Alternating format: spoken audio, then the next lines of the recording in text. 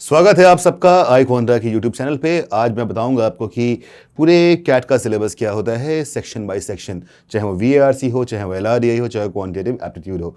और सिर्फ सिलेबस ही नहीं, मैं ये भी दिखाऊंगा कि पिछले कुछ सालों में उस सिलेबस के अकॉर्डिंग और उसके अराउंड कितने क्वेश्चन आए थे, किस तरह के क्वेश्चन आए थे। तो आइए शुरुआत से अंत तक देखिएगा इस वीडियो को, और हो सके तो लाइक करिए, शेयर करिए, सब्सक्राइब भी कर लीजिए चैनल पे, क्योंकि ऐसे बहुत सारे वीडियोस हम लाते रहेंगे जहाँ पे everything around CAT, MBA, business school में कैसे कल्चर क्या होता है, कैसे प्लेसमेंट्स होती हैं, वगैरह वगैरह जो भी कुछ है, ये वन स्टॉप सोल्यूशन है हर तरह के एमबीए के सवाल और जवाबों का। तो चलिए शुरू करते हैं इस वीडियो को। तो सबसे पहले कैट 2026 का कंप्लीट सिलेबस और पेपर पैटर्न जानने की कोशिश करेंगे। तो जो कैट का एग्जाम पैटर्न है, कैट होता है एक 2 घंटे का एग्जाम जहाँ पे 3 सेक्शन होते हैं। पहला होता है वीएआरसी, यहाँ पे ऐसे उल्टा सीधा लिखा हुआ है पर पहला है VRC, verbal ability and reading comprehension. ये देखा जाए तो एक इंग्लिश का पेपर है, इंग्लिश लैंग्वेज का पेपर है। किस तरह से क्वेश्चन पूछे जाते हैं बताऊंगा मैं आपको। दूसरा होता है logical reasoning and data interpretation. तीसरा होता है क्वांटिटेटिव एप्टीट्यूड। तो ये तो मैथमेटिक्स है, ये इंग्लिश है, और ये है रीजनिंग। आपने सुना डेटा इंटरप्रिटेशन क्या होता है भाई? कोई भी डेटा, जैसे किसी कंपनी का प्रॉफिट लॉस, या उनकी बैलेंस शीट, या मान लेते हैं किसी क्रिकेटर का या किसी स्पोर्ट्समैन के कितने उन्होंने उनके कितने पॉइंट्स हैं, ये सारी बातें किसी डेटा को रिप्रेजेंट करेंगे। ये सारी बातें डेटा हैं, इनको रिप्रेजेंट कैसे किया जाएगा? पाई चार्ट के थ्रू, बार ग्राफ्स के थ्रू, टेबल्स के थ्रू। तो ये सारी चीज़ों को जब क्वेश्चन बनते हैं वो आता है logical reasoning and data interpretation में। दूसरी बात कि ये एमसीक्यू है, मल्टीपल चॉइस क्वेश्चंस, पर कुछ सवाल टीटा भी होते हैं, टाइप इन द आंसर, जहाँ पे ऑप्शन नहीं होंगे आपके सामने, एक बॉक्स होगा जहाँ आप आंसर को इनपुट करेंगे। थोड़ा कमाल का होता है वो। अच्छा, दूसरी बात कि अगर आप क्वेश्चन देखें सब में बराबर नहीं है। वीआरसी में 24 क्वेश्चन हैं, एलआरडीआई में 22 क्वेश्चन हैं, क्वांट में 22 क्वेश्चन हैं, और तीनों के लिए 40 मिनट 40 मिनट्स ईच मिलेंगे। तो ओवरऑल पेपर 120 मिनट्स मतलब 2 आवर्स का है, और सही करने पे 3 मार्क्स मिलेंगे, गलत करने पे 1 मार्क्स कट जाएगा। और अब नहीं किया तो कुछ नहीं होगा, छोड़ सकते हैं आप, ठीक है। तो ये अच्छी बात, छोड़ सकते हैं, कुछ एग्जाम में छोड़ भी नहीं पाते, जैसे जीमैट। चलो आगे बढ़ते हैं। अब देखते हैं कि जो कैट 2026 का सिलेबस है क्वांट का खास करके, वो क्या है।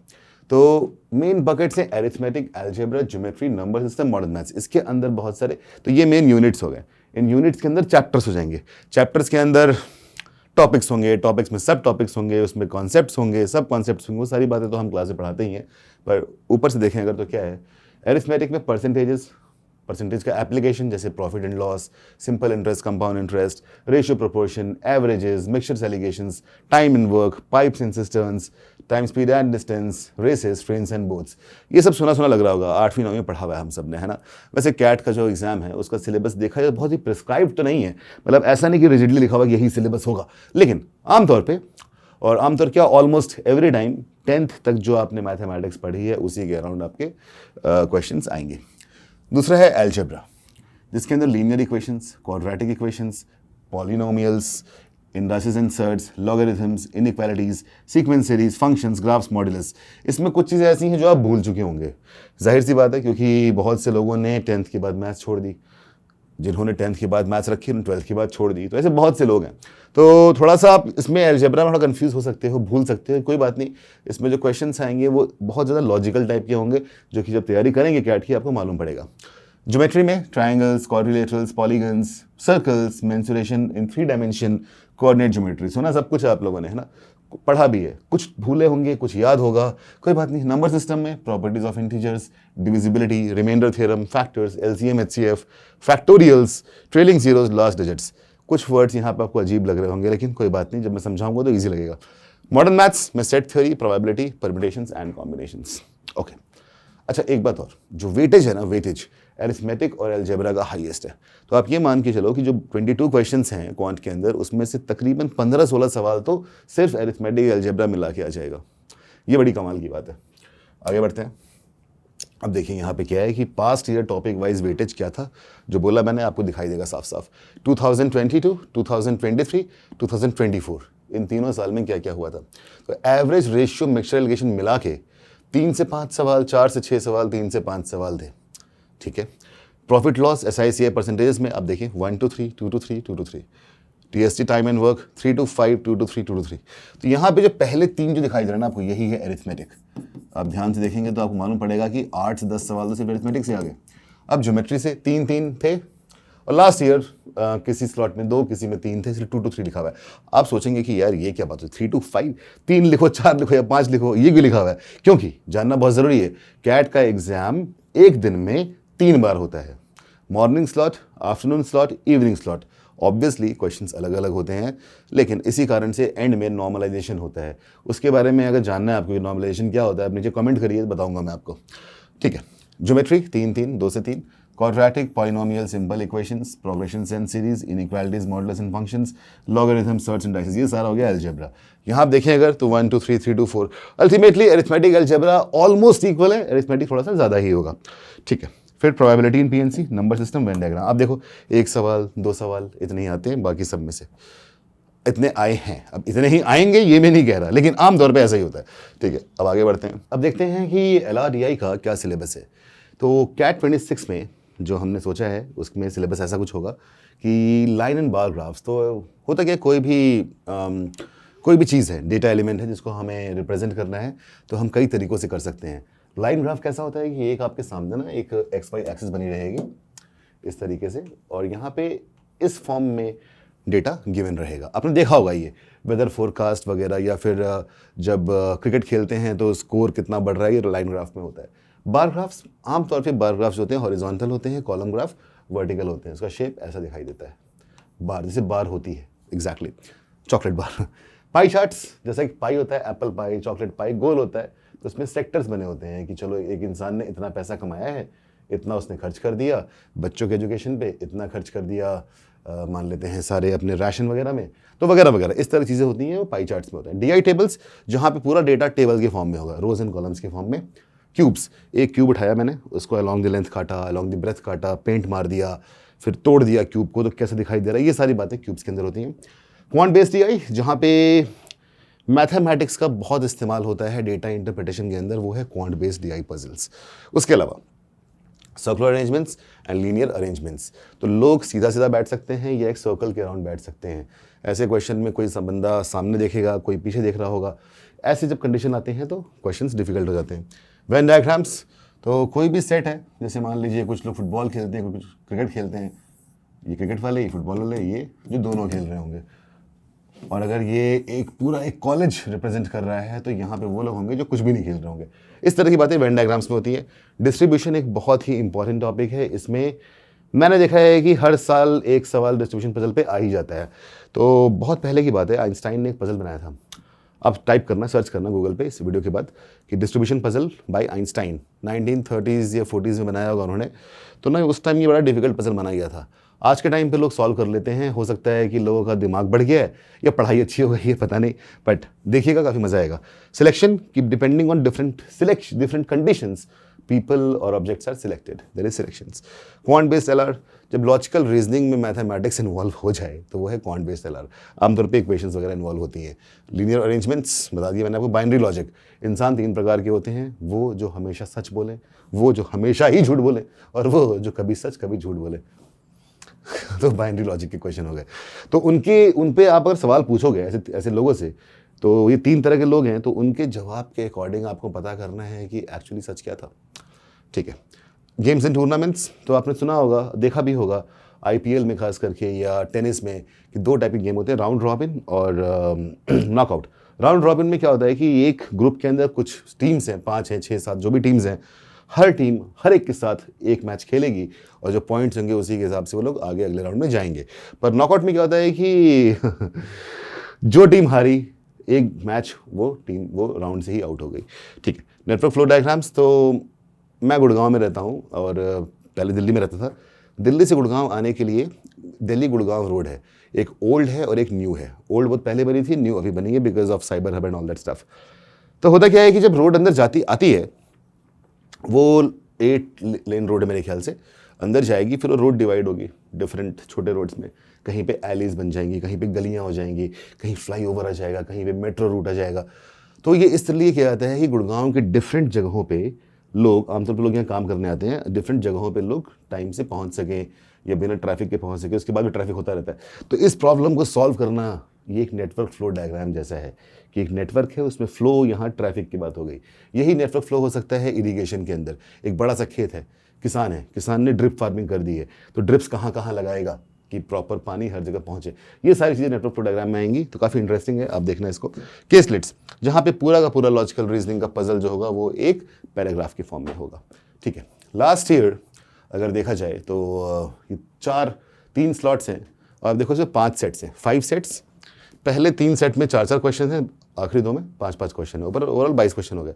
ये लास्ट ईयर ही हुआ था। इसके पहले 4 ही सेट हुआ करते थे, ओनली 5 सेट हुआ करते थे, इसमें 4 क्वेश्चन थे, तो 20 क्वेश्चन का था पहले।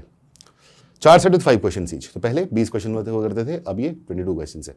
यहाँ आप देखो स्लॉट 1 में stock price based candle stick chart आया था, people visiting different countries, web surfers assigning 30 stars, games and tournaments, 2 candidates contesting election. इस तरह के सेट आए थे स्लॉट 1 में। स्लॉट 2 में डिस्ट्रीब्यूशन पजल एक आया था, 2 ग्राफ बेस्ड दिया गया था, डायग्राम बेस्ड कैलकुलेशन आया था, नंबर बेस्ड अरेंजमेंट आई थी, और जिम्नास्ट और उनके कोचेस के बारे में कुछ पजल था, वो आया था। फिर कंट्रीज जीडीपी के ऊपर आया था, फिर ओटीटी सब्सक्रिप्शन के ऊपर आया था, नेटफ्लिक्स वगैरह, बार ग्राफ था ये। फिर content in food grains, AC temperature line graph इस पे आया था एसी के ऊपर, और एटीएम नेटवर्क रूट्स का आया था। तो अब देखो तो काफ़ी जो टॉपिक बताए मैंने उन टॉपिक्स पे आपके पजल्स भी आ रहे हैं। अगर आप जानना चाहते हो कि ये पजल कैसे एक्चुअली थे, तो आप iQuanta वेबसाइट पे जाइए और वहाँ पे फ्री रिसोर्सेज में क्लिक करिए, वहाँ मिलेगा वो फ्री पास्ट ईयर पेपर्स, वहाँ जाओ आप आराम से देखो इसको, काफ़ी मज़ेदार पजल्स आए थे, ठीक है। अब आता है वर्बल एबिलिटी, रीडिंग कॉम्प्रिहेंशन। तो यहाँ पे 2 मेन चीज़ें हैं, एक है रीडिंग कॉम्प्रिहेंशन जहाँ पे 4 सेट आएंगे, उन सेट्स में एक पैराग्राफ, एक पैसेज होगा 3-4 पैराग्राफ्स का विद 500 to 600 वर्ड्स, और हर एक पैसेज के नीचे 4 सवाल होंगे। तो 4 सेट बन गए 16 सवाल। अब बचे 8 सवाल, वो होंगे वर्बल एबिलिटी, जहाँ पे आमतौर पे ग्रामर का और बहुत सारे और कंटेंट फ्लो का यूज़ करते हुए 4 तरह के सवाल पूछे जाते हैं। एक है ऑड वन आउट, 5 आपको स्टेटमेंट दिए होंगे, बोलेंगे वो लोग कि भाई देखो इन 4 से मिला के, इनमें से किसी 4 से मिला के आप एक बनाएंगे पैराग्राफ, और जो पैराग्राफ में फिट नहीं होगा वो होगा स्टेटमेंट ऑड वन आउट। फिर होता है पैराजम्बल, जहाँ पे 4 स्टेटमेंट होंगे आपको दिए जाएंगे और बोलेंगे इन चारों को ऊपर नीचे अरेंज करो, रीअरेंज करो, ताकि ये एक कोहेरेंट पैराग्राफ बन जाए, तो इसे हम बोलेंगे पैराजम्बल्स। फिर आएगा आपका पैरा समरी, जहाँ पे एक पैराग्राफ दिया होगा और उसको समराइज करना होगा, उसकी समरी के 4 ऑप्शन होंगे, बेस्ट ऑप्शन कौन सा है टिक करो, आगे बढ़ो। फिर एक होता है फिल इन द ब्लैंक्स बोलते हैं कुछ लोग सेंटेंस कंप्लीशन भी बोलते हैं। तो एक स्टेटमेंट दिया होगा ऊपर और एक पैराग्राफ होगा, इस पैराग्राफ में स्टेटमेंट कहाँ फिट होना चाहिए, 4 डिफरेंट स्पेसेस होंगी, तो 4 ऑप्शन होंगे, वो आपको चेक करना होगा। तो इस तरीके से होता है। उसके अलावा कुछ और भी टॉपिक्स हैं जो कि कैट में नहीं बट अदर मैनेजमेंट एग्जाम्स में भी आते हैं, जैसे सिनोनिम्स, एंटोनिम्स एटसेट्रा। तो लास्ट ईयर देखो आप, तो यहाँ पे ना 4 आरसी थे, idea of craftsmanship, economics, digital rights, bandicoots in Australia, spices trade, peer review, unintended consequences of technology, carnivore human conflict, Chinese liquor, Maotai, space contamination, need to regulate AI, languages becoming endangered. इन चीज़ों के ऊपर पहले 4 RC आए थे slot 1, 2, 3 में। आप देख सकते हैं कि जो आरसी जो पैसेज आ रहे हैं वो डिफरेंट जॉनरा के हैं, साइंस टेक्नोलॉजी हो सकता है, बिजनेस इकोनॉमिक्स हो सकता है, हिस्ट्री हो सकता है, फिलॉसफी, साइकोलॉजी, कुछ भी हो सकता है, कोई चिंता की बात नहीं है, हम वो सबसे पढ़ा देते हैं। फिर पैरा समरी आई थी 3, फिल इन द ब्लैंक आए थे 2, 3 आए थे, और ऑड वन आउट 2 आए थे। इस तरीके से था। अब पेपर चेक कर सकते हो iQuanta वेबसाइट पे जाके, ठीक है। अब देखते हैं कि CAT score versus percentile last 5 years का, 2024, 23, 22, 21, 20। तो यहाँ पे 2 घंटे में 68 क्वेश्चन थे, क्योंकि LRDI में जैसे पहले बताया था आपको मैंने, 2 सवाल बढ़ गए थे। उससे पहले 66 था, 66 यहाँ पे 76 था, क्योंकि ये आपका कोविड के आसपास था। तो इसको हम ज़्यादा रेफर नहीं करेंगे, हम देखेंगे वो जो अभी रेलेवेंट है। 99.5 परसेंटाइल आया आपका 104 मार्क्स में लास्ट ईयर, उससे पहले 84, पेपर डिफिकल्ट था, 92, 110। 99 परसेंटाइल आया आपका 96 मार्क्स पे, 76 यहाँ पे था, 84, 98। तो अगर लास्ट ईयर देखूँ मैं, तो अल्टीमेटली जो पेपर है 68 क्वेश्चन से 204 मार्क्स का है, 204 मार्क्स, 204 का ऑलमोस्ट हाफ है। तो किसी ने 50% पेपर कर लिया तो उसका 99.5 परसेंटाइल आ जाएगा पेपर, अगर ठीक ठाक हुआ तो, और कहीं डिफिकल्ट हुआ तो और कम पे आ जाएगा। और 96 मार्क्स पे आपके देख रहे हो आप कितना कम है, आधे से भी बहुत कम, तो 99 परसेंटाइल। और 99 को तो चलो अच्छी बात है कि 99 हमारे सब में आ जाए, पर अगर एक बेसिक बनाए कि 95 पे एक ना 95 पे शुरुआत में होना चाहिए, 95 पहुंच जाए कुछ मार्क्स पे, फिर हम उसे इम्प्रूव करेंगे। 95th परसेंटाइल लास्ट ईयर सिर्फ और सिर्फ 70 मार्क्स में आ गया था। 70 मार्क्स का मतलब ये होता है, 3 से डिवाइड करो, कंप्लीट डिविजिबल नहीं है, 24 सवाल तकरीबन किसी ने सही किए होंगे, आउट ऑफ 68 उस इंसान के 95 परसेंटाइल आ गए होंगे। और उसके पहले केवल 54 मार्क्स पे आ गए थे, ये तो कमाल ही हो गया। उसके पहले 62 मार्क्स और 73 मार्क्स। तो इस तरह से, तो मेरा बोलने का मतलब ये है कि अगर आप कैट को 40% भी सही कर देते हो तो आपका 97 to 98 परसेंटाइल बन जाता है। तो आखिर लोग कर क्यों नहीं पाते?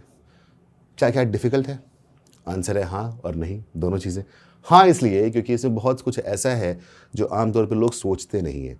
ये एग्ज़ाम नॉलेज का नहीं है, ये एग्ज़ाम विजुअलाइजेशन का है, ऑब्जर्वेशन का है, एप्टीट्यूड का है। ये IIT JEE नहीं है, ये UPSC नहीं है। ये एक एग्ज़ाम है जहाँ पे इंसान का IQ टेस्ट होता है अक्रॉस 3 सेक्शंस, लैंग्वेज में भी, रीजनिंग में भी और मैथमेटिक्स में भी, मैथमेटिकल एप्टीट्यूड में भी। इसीलिए ये एग्ज़ाम को बोल रहा हूँ ईजी, डिफ़िकल्ट नहीं है और है भी। क्योंकि आमतौर पर लोग सोचते हैं कि हम ना खूब सारी किताबें पढ़ लेंगे और एग्ज़ाम क्रैक कर लें, ऐसा होता है हर एग्ज़ाम में।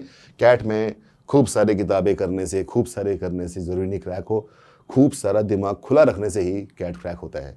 अब देखिए यहाँ पे टॉपिक वाइज वेटेज अगर मैं बोलूँ मैथमेटिक्स का, क्वांट का स्पेसिफिकली, तो एवरेज, रेशियो, मिक्सचर, एलिगेशन, ये अब देखो ये 3 है एरिथमेटिक, ये है ज्योमेट्री, ये पूरा है आपका अलजेब्रा, बाकी PNC, number system, Venn diagram. तो आप चेक करें, अगर देखें यहाँ पे 3 से 5, ये क्यों है 3 से 5 क्वेश्चंस? क्योंकि कैट 3 बार होता है एक दिन में, मॉर्निंग भी होगा, आफ्टरनून भी होगा और इवनिंग भी होगा। तो कहीं पे 3 सवाल आए, किसी में 4, किसी में 5 आए, इसलिए 3 to 5 लिखा हुआ है। ठीक है, ये इसका मतलब है। तो तीनों सवाल लिया हुआ है, तो आप ध्यान दो अगर, तो ये जो तीनों चीज़ें हैं एरिथमेटिक, ये तकरीबन आपको 8 से 10 क्वेश्चन दे रहा है, ये तकरीबन 6 से 8 क्वेश्चन दे रहा है। वैसे 10 और 8 मान सकते हो, तो आप मान लो कि 15 से 18 सवाल तो सिर्फ एरिथमेटिक अलजेब्रा से ही आने वाले हैं। ज्योमेट्री से आमतौर पे देखो आप 3 ही आ रहे हैं, 3 और 2-3 थे वहाँ पे 24 में, बाकी सब में बहुत कम आ रहे हैं। PNC में 1, 0 to 1, number system 1, 2, 3, Venn diagram 0, 0, 0, वैसे तो LRDI में आ जाएगा। तो इस तरह से, तो ये, तो अगर कोई इंसान एरिथमेटिक और अलजेब्रा को पूरा अच्छे से कर ले तब भी, और पूरा सही कर ले, तो उसके तो 100 परसेंटाइल भी आ सकते हैं। तो मेन बात यह है कि दिमाग को खुला रखना है और आपको एक एग्जैक्टली इस तरह का स्टडी पार्टनर चूज़ करना है, स्टडी गुरु चूज़ करना है जो सारी बातें समझता हो, who have been there, done that. तो आपका जो कोर्स है, इसमें एक अभी कुछ दिनों के लिए एक प्राइस ड्रॉप है। जो कोर्स 26 का 53,000 का था, अब वो सिर्फ 40,000 का है। प्रो कोर्स जहाँ पे बहुत सारे और फीचर्स मिलेंगे, आप जानना चाहते हो तो कॉल करिए, तो वो मिलेगा 50,000 का, जो अर्लियर 63,000 का था। इस तरीके से सारे कोर्सेज़ के प्राइस ड्रॉप हो चुके हैं। अगर आप चाहते हो यहाँ पे एनरोल करना, तो आप जाइए iQuanta वेबसाइट पे, वहाँ पे देखिए सपोर्ट में नंबर होगा, उस पर कॉल करिए और पता करिए। ऑल्सो इस यूट्यूब वीडियो के नीचे डिस्क्रिप्शन में एक लिंक दे रखा है, वहाँ आप क्लिक करेंगे, आपको इसका पूरे का PDF मिल जाएगा। See you in the classes. Thank you.